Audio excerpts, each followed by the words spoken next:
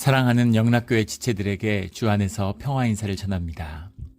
오늘은 2021년 11월 12일 금요일입니다. 오늘의 묵상 본문은 출애굽기 2장 11절로 25절까지의 말씀입니다. 오늘 본문 말씀 11절부터의 말씀은 이렇게 시작합니다. 모세가 장성한 후에 한 번은 자기 형제들에게 나가서 그들이 고되게 노동하는 것을 보더니 모세가 이제 자라난 거죠. 우리 어제 말씀에 그 갈대 상자에 담겨서 애굽의 공주에게 이제 입양이 된 거죠. 그래서 키움을 받는 이제 그런 이야기를 나눴는데 이제 모세가 장성을 한 것입니다. 근데 그가 한 번은 한 번 나갔다라는 게 아니라 어느 때에 이런 거죠. 여러 번 나가서 봤겠죠. 그런데 그날 중에 하루를 의미하는 거죠. 자기 형제들에게 나가서라는 건 이제 히브리 노예들이 고역을 하는, 고되게 노동하는 것, 일반적인 노동이 아니라 이 혹사당하고 노예 노동을 하는 그 일들을 자주 가서 보았다는 겁니다. 그래서 이 모세 안에 히브리인으로서의 어떤 정체성, 자기인식, 동일성 이런 것을 가지고 있었다라는 걸 볼 수 있겠죠. 어릴 때 한 3살 때까지는 어머니의 품에서 자랐으니까 이제 그런 영향도 있을 수 있을 것이고, 또 어머니가 네가 히브리 사람이다, 히브리 사람이었을 것이다 이렇게 이야기하면서 히브리인의 정체성을 눈을 뜨게 되는 이제 그런 것도 있었겠죠. 아니면 또 다른 무언가 이제 히브리 사람들과의 경로가 있었을는지도 모르겠습니다. 하지만 그가 분명한 것은 히브리인의 정체성을 가지고 있었다는 것이죠. 나도 히브리 사람인데 라는 것을 느끼고 고통받는 자들을 향한 그런 연민의 마음이 있었다는 것이죠. 어떤 애굽 사람이 한 히브리 사람 곧 자기 형제를 치는 것을 본지라. 그런데 그 노예 노동 가운데서도 힘들고 사람들이 이제 환경이 악화되니까 그 안에는 악이 나오는 거죠. 힘드니까 그런 분쟁이 있고 다툼이 있고 그 가운데에서 서로 치고받고 싸우는 것을 봤는데, 이제 한 사람이 애굽 사람이 이제 히브리 사람을 막 치는 거죠. 노예 감독관이었겠죠. 히브리 사람들이 노동하는 가운데 애굽 사람이라면. 근데 이제 뭐 채찍으로 때리고 아주 모질게 그 형제를 이제 괴롭히는 것을 본 거겠죠. 12절에 좌우를 살펴 사람이 없음을 보고 그 애굽 사람을 쳐 죽여 모래 속에 감추니라. 그래서 그 애굽 사람을 감독관을 쳐서 죽였다는 거예요. 그 모래 속에 감추었다는 거죠. 그 모세가 어떤 이제 기질의 사람인가 하는 것을 보여주고 있습니다. 다혈질인 거죠. 굉장히 격한 성격이고, 화가 나면 물불을 가리지 않는 그런 성격의 사람이다. 나중에 우리 출애굽기 전체를 보면 알 수 있지만 이것이 이 모세 가운데 다루어져야 할 성품이죠. 동시에 그만큼 에너지와 공격성이 충만한 사람이다라는 두 가지 측면이 다 있어요. 이 힘이 다루어진다면 굉장한 에너지가 있는 사람, 에너지 레벨이 굉장히 높은 사람인 거죠. 동시에 그 기질을 다루지 않으면 그것이 자기의 삶을 파괴할 수 있는 그런 사람이죠. 주님이 모세의 이 성품을 이제 다스리시는 역사를 시작하시는 거죠. 그런데 한 가지 재미있는 것은 그 상황에서 이 사람은 단순히 격하고 자기 감정에 취하는 사람이냐? 그럼 그렇지 않다는 겁니다. 좌우를 살폈다는 거죠. 주도 면밀한 사람이에요. 격하고 흥분해서 사람을 쳐 죽일 수 있는 그런 기질을 가지고 있지만 동시에 굉장히 세밀하게 주변을 살피면서 일을 행할 수 있는 이제 그런 의식적인 힘도 가진 사람이다라는 걸 동시에 볼 수 있죠. 하지만 아무나 사람을 쳐 죽일 수 있는 것이 아니죠. 또 물론 애굽의 왕자로 자랐습니다. 세상에 거칠 것이 없고 뭐 눈에 보이는 게 없는 절대 권력자로 자랐죠. 그러니까 애굽의 이런 감독관이나 무슨 이런 신하 이런 사람들의 생명 하나는 이제 가볍게 여기는 이제 그런 교만한 마음이 그 안에 있었을 수도 있겠죠. 여러 가지 측면을 보여주는 그런 사건입니다. 그를 죽여서 뭐 다 모래밭이니까 고센 땅에 모래 속에 감춘 것이죠. 13절에 이튿날 다시 나가니 두 히브리 사람이 서로 싸우는지라. 계속 다툼이 있고 이제 힘든 삶이니까 이런저런 분쟁이 끊이지 않는 거죠. 두 히브리 사람이 서로 싸우는 걸 보니까 서로 도와가며 서로 아껴도 부족할 판인데 왜 서로 싸우나? 이제 그런 말이 생각이 들었겠죠. 그 잘못한 사람에게 이르되 내가 어찌하여 동포를 치느냐 하매 너희들끼리 싸우면 어떡하냐, 너희들끼리 서로 아껴주고 너희들끼리 서로 도와줘야지, 이제 이런 마음으로 권면을 하는 거죠. 내가 어찌하여 동포를 치느냐 이렇게 얘기하니까 14절에 그가 이르되 누가 너를 우리를 다스리는 자와 재판관으로 삼았느냐 이렇게 얘기하는 거죠. 누가 너를 우리를 다스리는 자와 재판관으로 삼았느냐라고 하니까 이 말의 의미가 너무 거칠고 당돌하게 느껴지지만 이 말의 정확한 뜻은 히브리인들이잖아요. 예, 재판관과 다스리는 자를 세우는 자는 이제 주님밖에 없는 거죠. 그런데 누가 너를 우리의 재판관으로 세웠느냐? 당연히 그 시대의 재판관들은 다 애굽 사람이고 애굽의 통치를 받는 노예들입니다. 그리고 옷을 입거나 복장을 보나 애굽의 고관이라는 걸 한눈에 알 수 있었겠죠. 뭐 왕자라는 건 몰랐다 하더라도 그럼에도 불구하고 이렇게 얘기를 하는 것은 너는 이방인이 아니냐 이런 뜻이죠. 왜 히브리 사람들끼리 싸우는 것에 너가 간섭하느냐? 우리 히브리 사람인데 넌 애굽 사람 아니냐? 이런 의미죠. 내가 애굽 사람을 죽인 것처럼 나도 죽이려느냐? 예, 그러니까 이미 이 감독관한테 맞다가 죽을 뻔했는데 자기를 구해준 이야기. 애굽 사람이 와서 애굽 사람을 쳐서 죽였다라는 얘기가 하고 뭐 소문이 들불같이 번졌겠죠. 그 얘기를 듣고 알고 있는 거죠. 나도 죽이겠느냐 이렇게 얘기하는 겁니다. 그래서 모세가 두려워하여 이르되 이 일이 탈로 되었도다. 모세가 두려움에 사로잡힌 겁니다.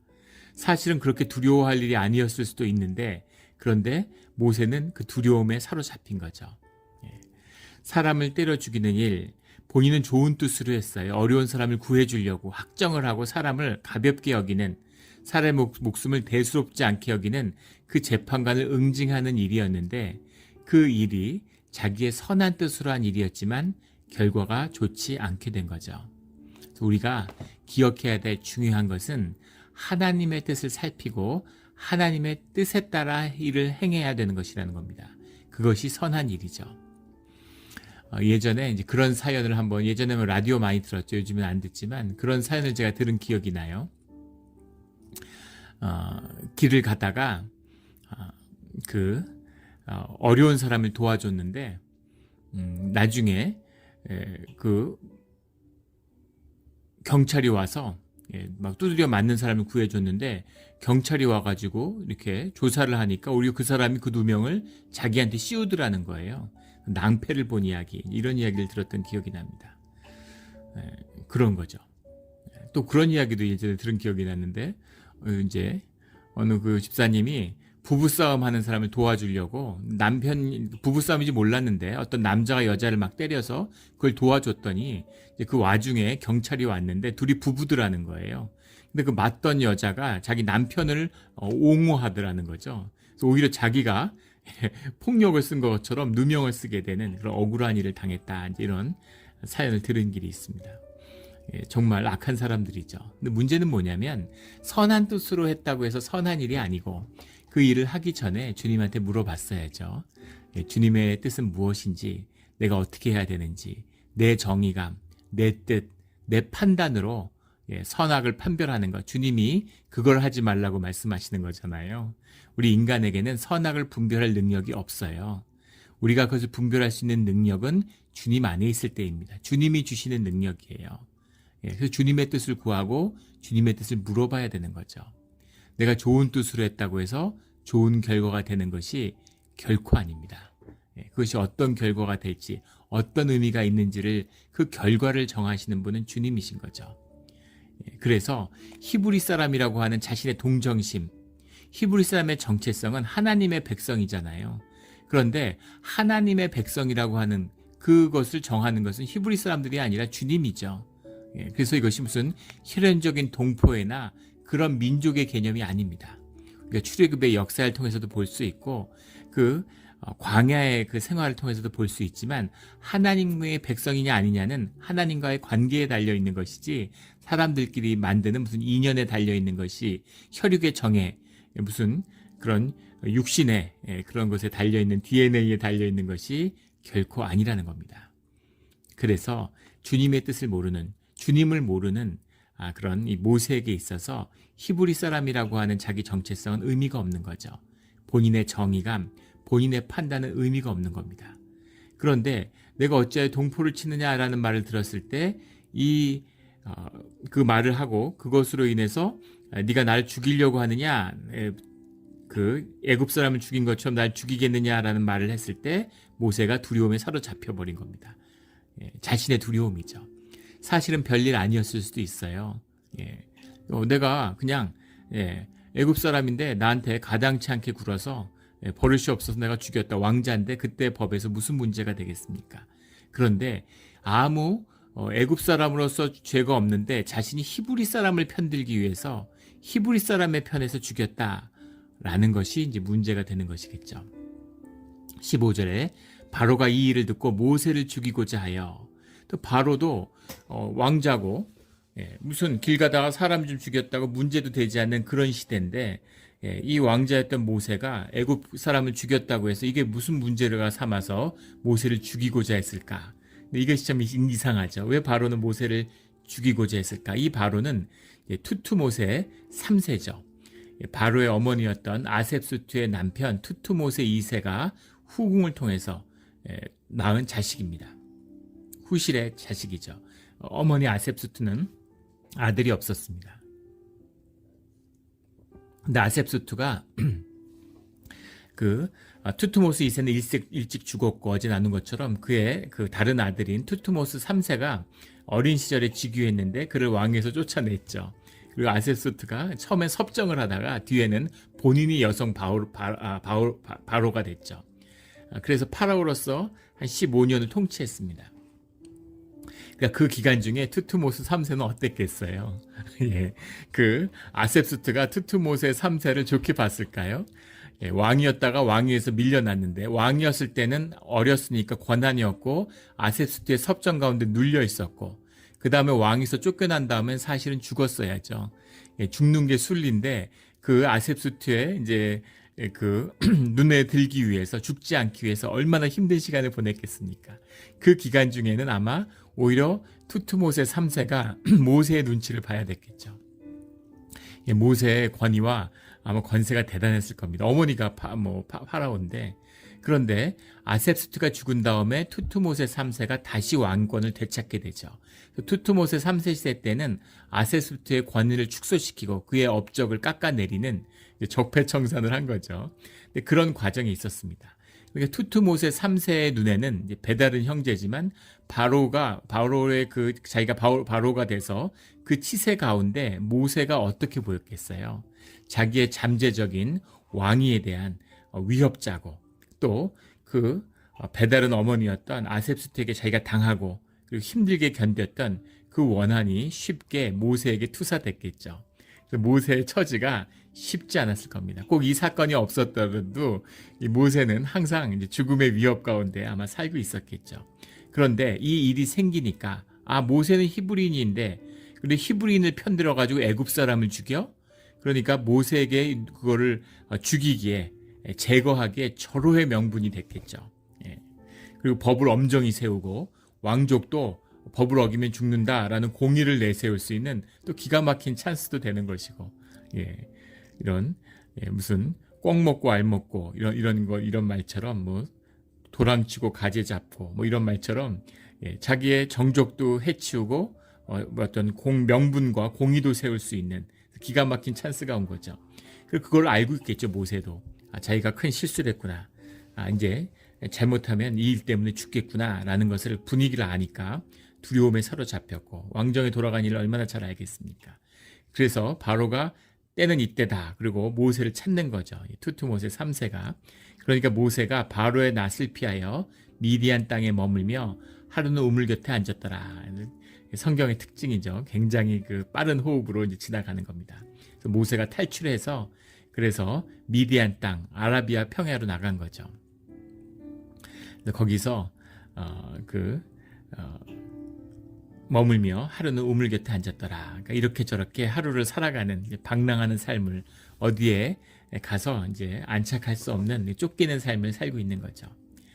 그런데 하루는 우물 곁에 앉았는데 우물 곁에 자주 갔겠죠. 물을 마셔야 되니까. 근데 그날은 우물 곁에 앉아 있는데 16절에 미디안 제사장에게 7달이 있었더니 그들이 와서 물을 길어 구유에 채우고 그들의 아버지의 양떼에게 먹이려 하는데,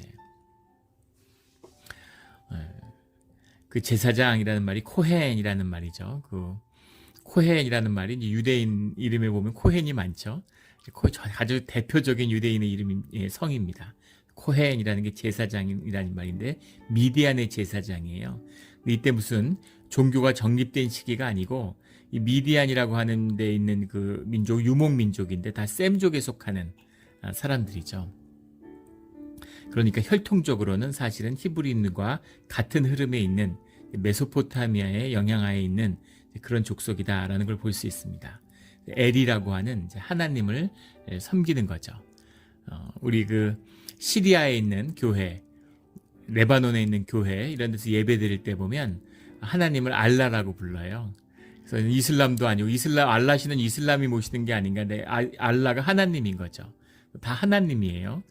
그런데 이제 우리가 그 여호와 하나님으로서의 하나님을 만나지 못한 것이죠. 세상에 하나님을 섬기지 않는 종교는 없죠. 근데 그 하나님이 누구신가? 그 하나님과 함께한 그 경험, 그 신앙 안의 경험, 종교화된 경험이 무엇인가? 종교로 경험이 내적 경험화되지 못한 것이지 하나님을 섬기는 자들이다. 여호와를 알지 못하는 그런 하나님을 섬기는 제사장인 거죠. 그에게 7딸이 있었다. 근데 그들이 와서 물을 길어 구유에 채우고, 그러니까 딸들하고 있는데 물을 먹이려고 오는 것이죠. 아들도 있었겠죠. 근데 유목민족이니까, 유목민족이라고 하는 것은 베이스가 있고 양떼와 말떼들을 먹여야 되니까 초지를 따라서 이동하는 겁니다. 초지를 따라 이동하니까 이제 큰 아들부터 독립되어 나가는 거죠. 그래서 그 몽골전 같은 데를 봐도 그렇죠. 그 마지막 막내가 아버지의 가업을 물려받습니다. 먼저 이제 떼어서 나가고 떨어져 나가서 큰 형부터, 둘째 형부터 나가는 거죠. 그래서 이 부족을 잃어서 이제 돌아다니면서 다시 이제 홈으로, 베이스로 돌아오고 이렇게 되는 거죠. 그래서 우리 야곱을 보면 요셉은 야곱과 함께 있고 형들은 나가서 이렇게 돌아다니고 그리고 무슨 심부름 시킬 일이 있으면 요셉을 통해서 야곱이 보내는 거죠. 그런 걸 볼 수 있습니다. 그러니까 아들들이 있지만 아들들은 아마 이제 또 양떼를 물고 어디 나가 있을 것이고 그 베이스에 있는 거기도 물론 당연히 일부의 양과 말을 먹였겠죠. 그래서 그것은 베이스의 아버지와 함께 있는, 시집가기 전에는 아버지와 함께 머물고 있는 그 딸들이 물을 먹이기 위해서 이제 그 우물가를 찾은 것입니다. 거기 우물가에 앉아서 그 딸들이 찾아오는 것을 보고 있는 거죠.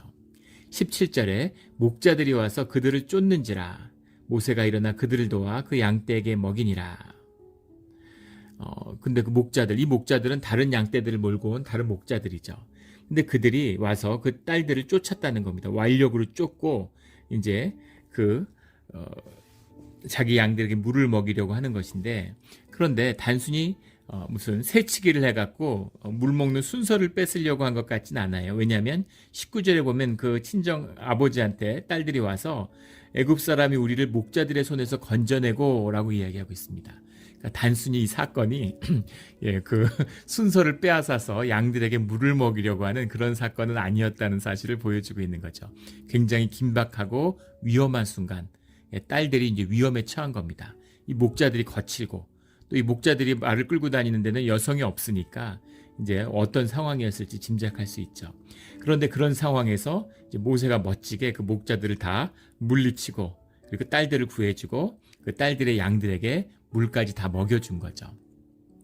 얼마나 고마웠겠어요.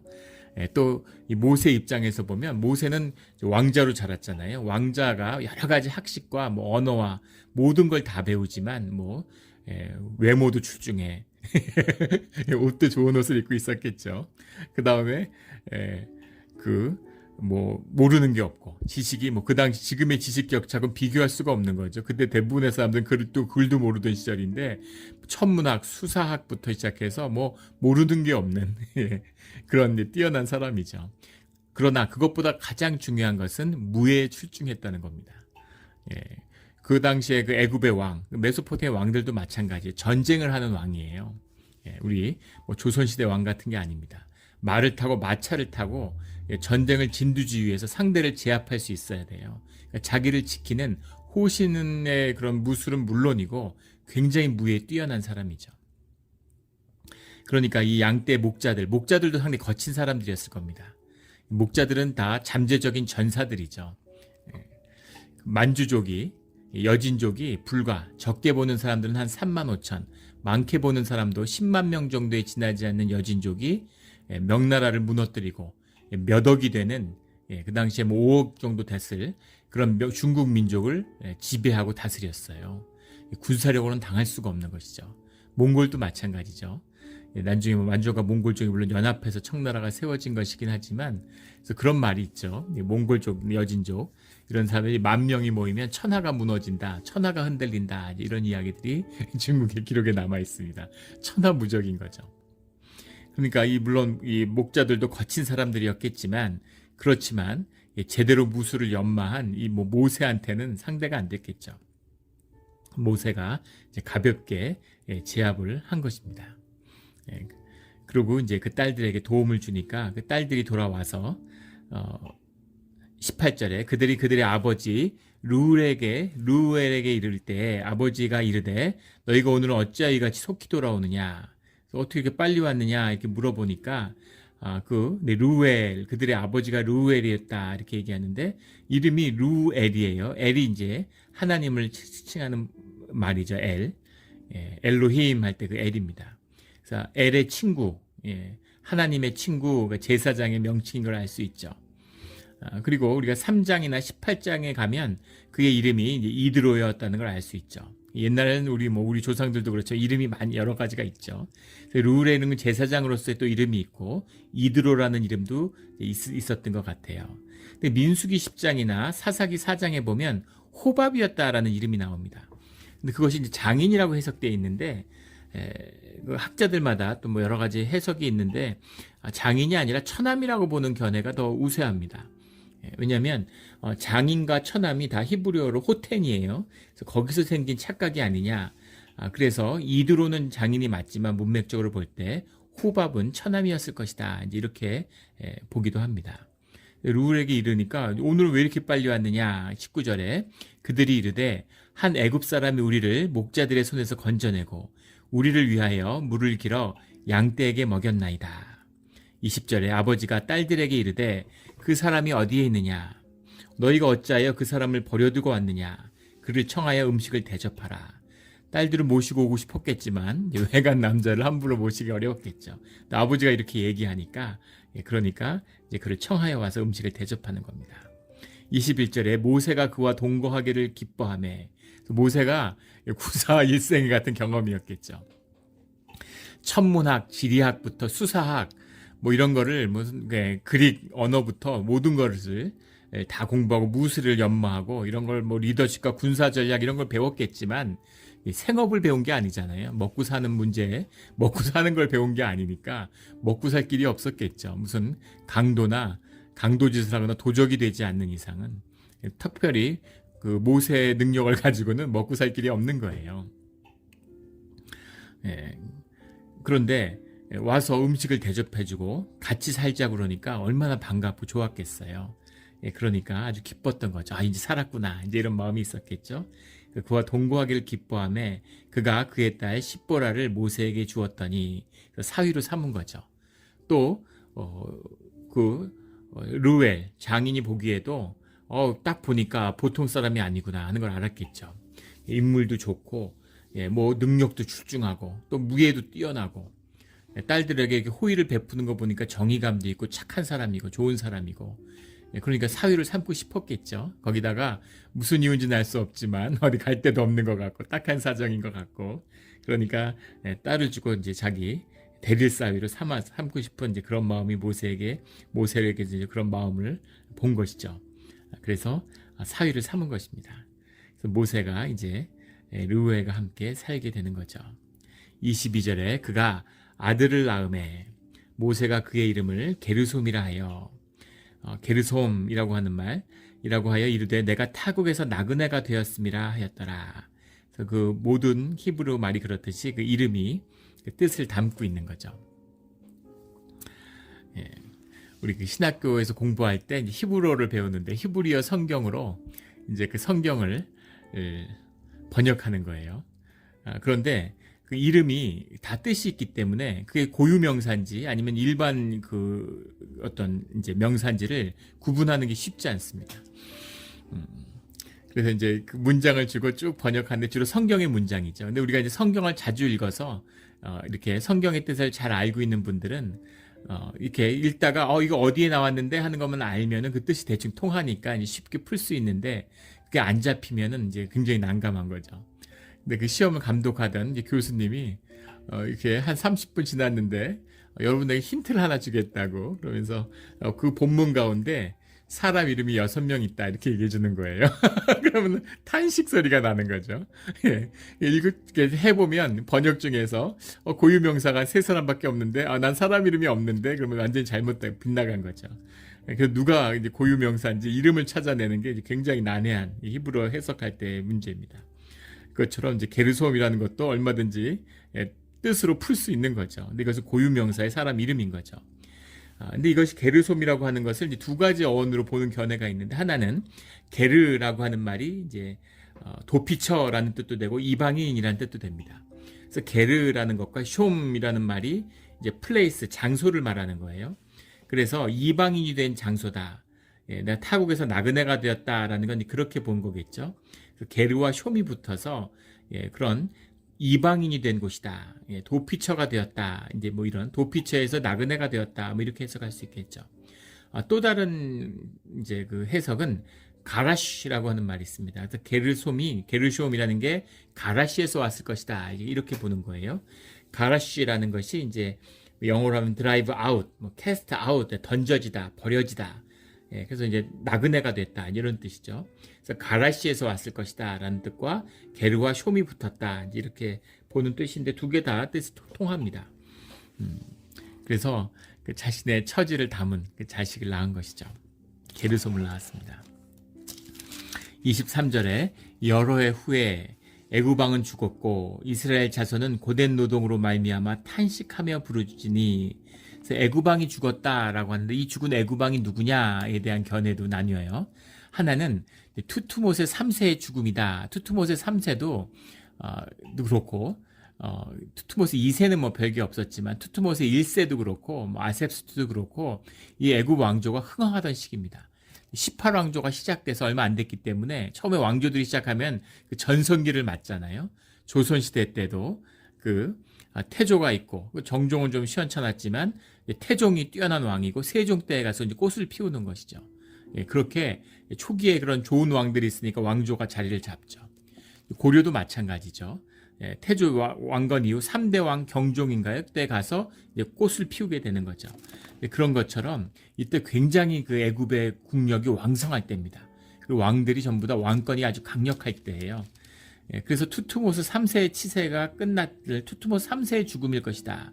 투투모스 3세가 죽고 그의 아들인 이제 아세포테 2세도 굉장히 전쟁도 잘하고 용맹한 왕으로 알려져 있죠. 왕권이 강력했던 그런 왕으로 알려져 있어서 이때 죽은 왕이 투투모세 3세다. 그렇게 본다면 이 나중에 모세가 돌아가서 만난 왕은 이제 자기의 조카뻘 되는 아세포테 2세였을 것이다. 그렇게 보는 견해입니다.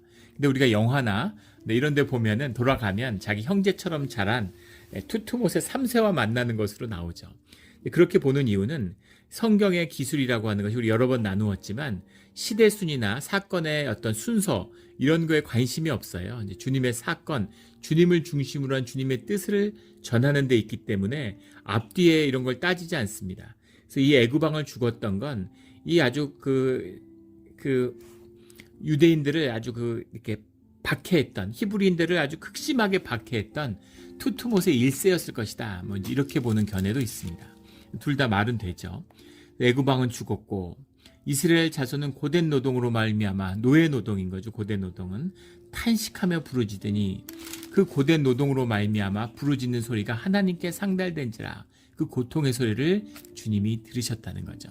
주님이 자비하신 주님이기 때문에 너무 힘들고 너무 고통스러우니까 그러니까 그 고통받는 자체에 대한 긍휼의 마음으로 그들의 탄식 소리를 들으셨다는 겁니다. 24절에 하나님이 그들의 고통 소리를 들으시고 들으셨다 라는 이 의미가 바위이샤, 지금 정확히 기억은 안 나는데 이제 그런 단어입니다. 예, 바이샤 뭐 이런 말이었던 것 같은데, 그게 말의 어원이 쉐마예요. 우리가 말하는 하나님이 말씀하셨다, 우리가 쉐마로 받았다라는, 순종하다, 청종하다, 이제 이런 말에 쉐마라는 말이 이 들으셨다라는 말입니다. 그래서 이 말의 정확한 뜻은 그냥 우리가 들어, 리슨 이런 게 아니고, 그 깊은 것을 통찰하고 헤아렸다.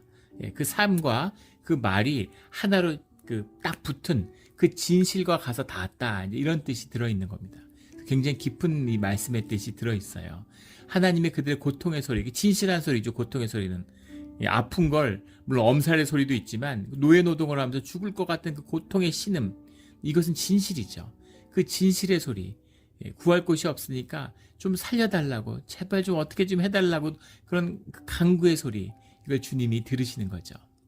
하나님이 아브라함과 이삭과 야곱에게 세운 그 언약을 기억하사, 신실하신 하나님, 히브리인들은 잊어버렸는데 주님은 기억하고 있는 거죠.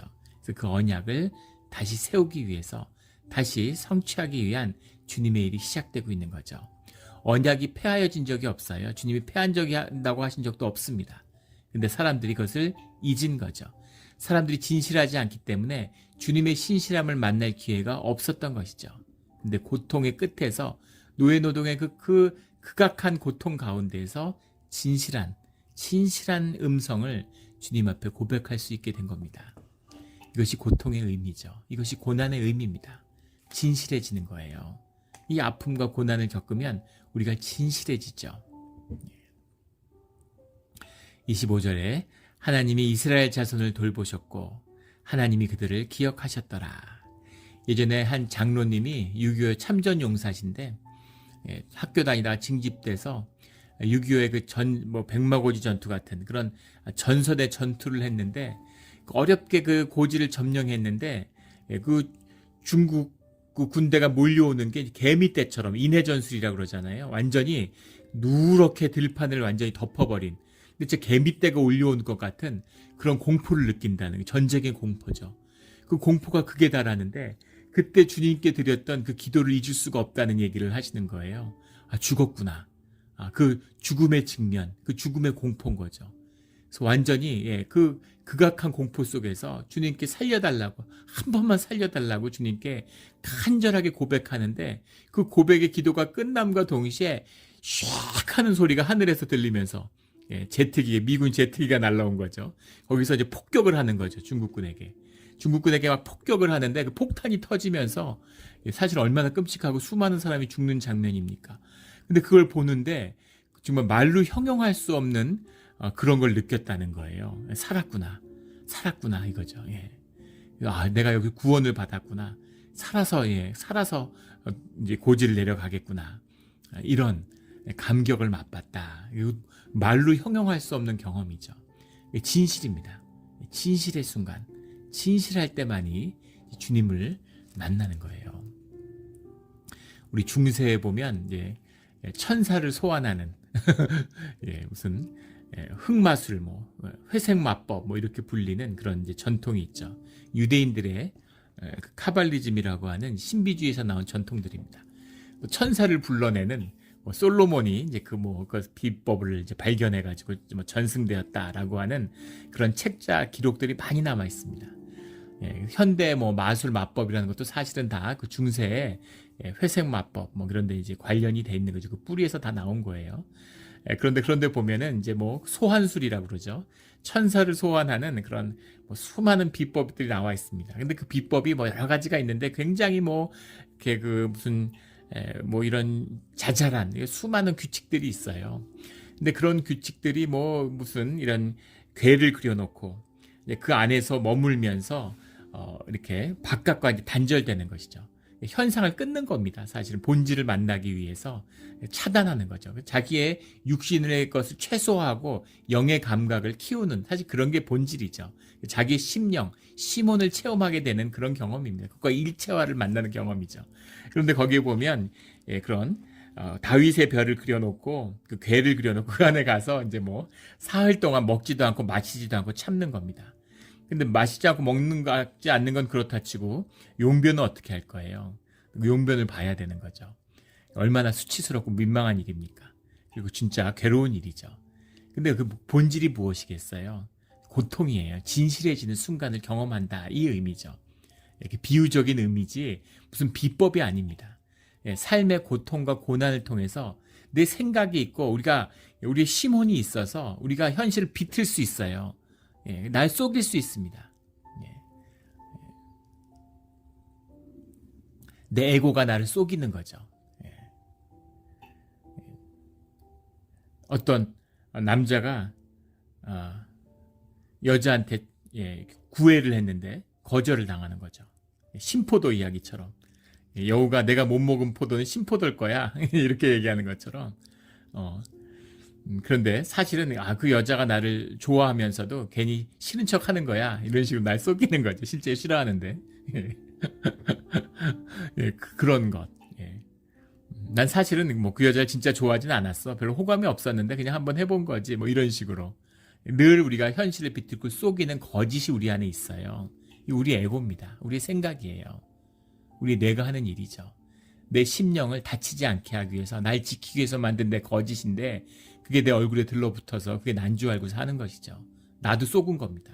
그게 우리 에고죠. 그래서 뭐 걸핏하면 상처받았다 그러고 억울하다 그러고 그러는 거죠. 그것이 깨지는 경험이 고통이고 고난입니다. 부르짖는 거죠. 부르짖음. 너무 고통스러워서 그 진실한 목소리를 주님이 들으신다는 거죠. 25절에 하나님이 이스라엘의 자손을 돌보셨고 하나님이 그들을 기억하셨더라. 주님은 기억하고 계시는 겁니다. 우리에게 언약을 주셨어요. 축복의 언약을, 구원의 약속을 주셨습니다. 새 생명과 새 삶의 약속을 주셨어요.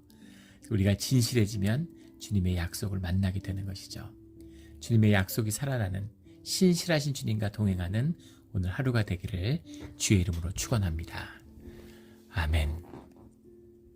같이 기도드리겠습니다. 하나님 아버지 감사합니다. 우리가 선악과를 먹어서 늘 선악을 분별하고 또 하나님의 형상이 있어서 의로워지려고 하는 마음이 있습니다. 내 의로움으로 내 정의감으로 세상을 판단하고 정죄하며 많은 일들을 했는데 그것이 모두 다 돌아보니 결국은 다 죄악된 내 거짓을 쌓는 역할에 불과했다는 것을 보게 됩니다. 주님, 모든 선악의 판단이 모든 정의와 공의가 오직 주께만 있사오니 모든 우리 삶의 결과에 그 열매가 주님이 주시는 것이오니 주님께 의뢰하며 오늘 하루도 주님께 늘 여쭤보고 우리의 삶의 자리에 중요한 선택마다 주님의 선택을 듣고 순종하는 삶의 자리가 되게 하여 주시옵소서. 감사합니다. 예수 그리스도의 이름으로 기도드렸습니다. 아멘.